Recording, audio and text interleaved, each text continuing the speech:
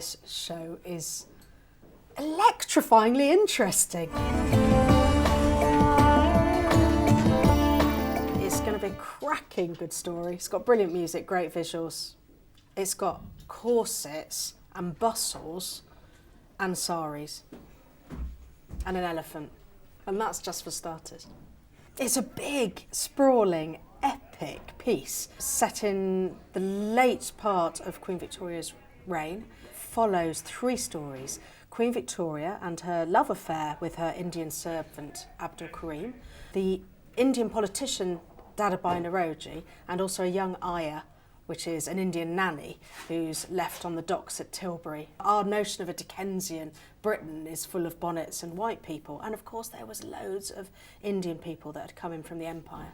I read it and I could not stop thinking about it. It told me about a history that I didn't know. It painted my concept of Victorian England in a completely different colour and with a completely different angle. It, like, the whole camera shifted and I couldn't resist it. This story has to be told. It's brilliant.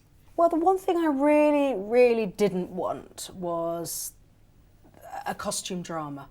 This is so political and so radical. It charts back early immigration. It really makes us look at our relationship to India, our relationship to race, our relationship to the monarchy. It's really radical, so I really didn't want it to look like a chocolate box. So I said really early on, I want this to be scaffolding, I want it to be rough, I want it to be elemental. And right at the beginning, I also said I want to see the water, I want to get a sense that we're an island. And it's the first thing you see. Les Brotherston, who's the amazing designer, has balanced this tiny platform over water. And that is what we are. We're tiny. How did this happen, that we were ruling half of the world? I found 2 composers, Stu Barker, who's been working with me for over a decade, and then we found Shima Mukherjee, who's a sitar player and a classical Indian musician. Amazingly, both of them had been punk rockers. So here I've got this punk rock sitar player and a punk rock dulcimer player creating some of the best theatre music you're likely to hear. I have one singer who's very much rock, rap singer, and another one who's a classically trained Indian singer. It's got these separated lovers and they find their way through a very detailed, complex sort of patina of life.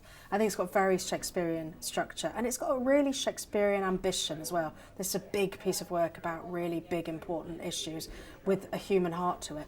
There's this amazing play and it's my job to illuminate it and reveal it.